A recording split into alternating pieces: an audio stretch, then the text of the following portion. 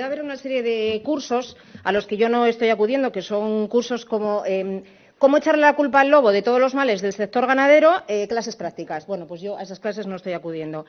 Ley del sector eléctrico. Año 1997. Gobernaba el Partido Popular.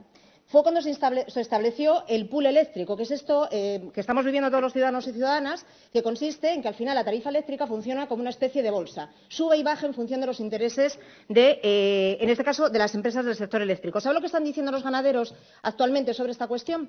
Sobre este tema, que ya le adelanto que antes de que diga que es que gobernamos nosotros, le recordaré que en el año 2017, que gobernaban ustedes, tuvieron exactamente el mismo problema, pero con el agravante de que fueron ustedes los que pusieron en funcionamiento esta ley. Los ganaderos dicen que están ahogados. ¿Sabe usted lo que cuesta ordeñar las vacas? ¿Sabe usted lo que cuesta mantener el tanque de frío de la leche? ¿Lo sabe? Yo sí lo sé, porque lo he visto en multitud de ocasiones. Están ahogados. Le digo más. Eólicos. El otro día, algunos de los diputados que estamos hoy aquí pudimos observar y escuchar de primera mano lo que decían ganaderos y ganaderas de la zona occidental con respecto a los eólicos, que eso sí les preocupa.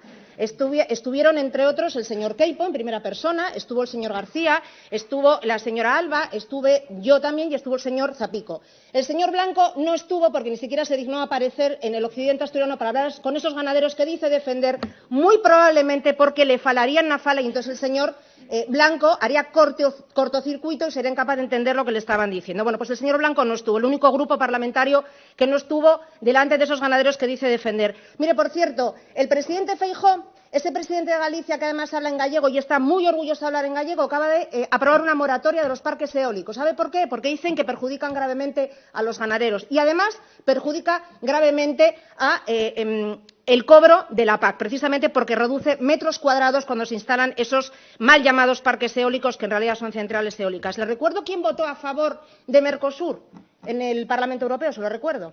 Mercosur, que es justamente ese acuerdo que dice y liberaliza el precio de la carne y que permite que en empresas privadas, que a lo mejor ustedes alguna vez se dignan a traer algo aquí para defender a los ganaderos, está conviviendo carne que viene de América del Sur, por ejemplo, 3 euros, justo al lado de la ternera asturiana. Ese acuerdo lo aprobaron ustedes en Europa, ustedes, la derecha y la ultraderecha, no la izquierda, que votamos en contra. Por tanto, esto sí perjudica a los ganaderos.